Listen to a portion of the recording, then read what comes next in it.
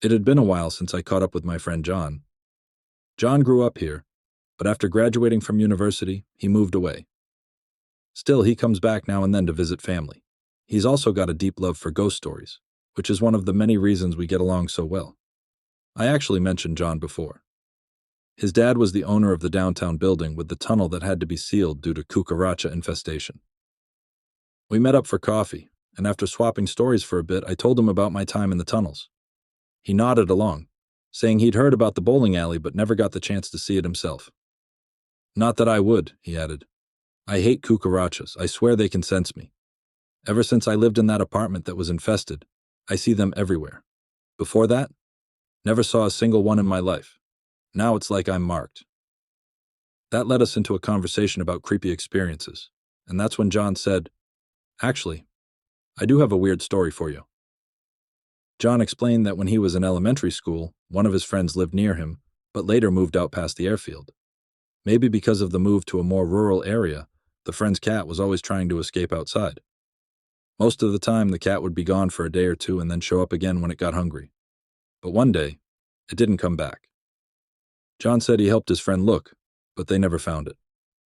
Coyotes. Fast drivers. It was sad, but not exactly a mystery. Until months later, something happened.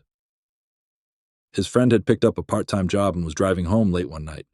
The weather had turned, fog rolling in so thick he had to slow his car way down.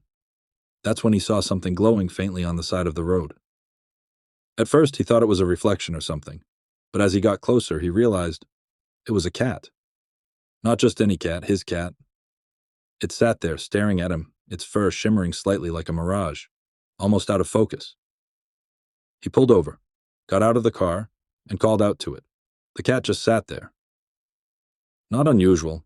Cats aren't exactly known for coming when called, but the friend knew something the cat couldn't resist. It had loved treats. He didn't have any, but he remembered that the sound of a rustling bag always got its attention. So thinking fast, he grabbed a bag of car wash tokens, rustled it, and called the cat's name. For the first time, the cat moved. It started walking toward him. And then, a twig snapped behind him. He turned. Just a second, just long enough to glance over his shoulder. And when he turned back, the cat was gone. John shrugged. That's it. My friend moved away not long after, so I never found out if he ever saw the cat again. But hey, you're the guy who investigates weird stuff. Maybe you should go out there with a bag of treats on a foggy night and see what happens. A ghost cat sounded pretty tame compared to some of my recent adventures. So, I figured, why not?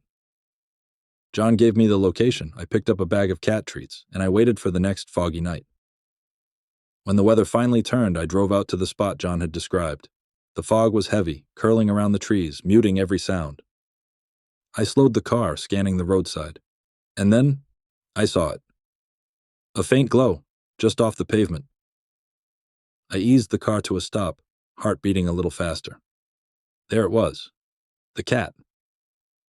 It sat exactly where John's friend had seen it all those years ago, its fur shimmering faintly in the thick mist. I grabbed the bag of treats, stepped out of the car, and gave it a shake. The cat turned its head toward me. I was just about to call out when I realized something. I didn't know the cat's name. John hadn't remembered the cat's name either. He only knew that the name came from a 90s TV show about aliens. I'd watched the show a few times, but I couldn't remember most of the names. Then one came to me. I wasn't sure if it was the right one, but I figured it was worth a shot. I took a breath and called, "Mulder." The cat stared at me for a moment, tilting its head slightly. Then, without a sound, it turned and walked into the fog. I watched until the glow faded into the mist. I stood there a long time after that, listening to the silence. Eventually, I got back in my car and drove home. I hadn't been able to call the cat, but I'd seen it, and that was enough.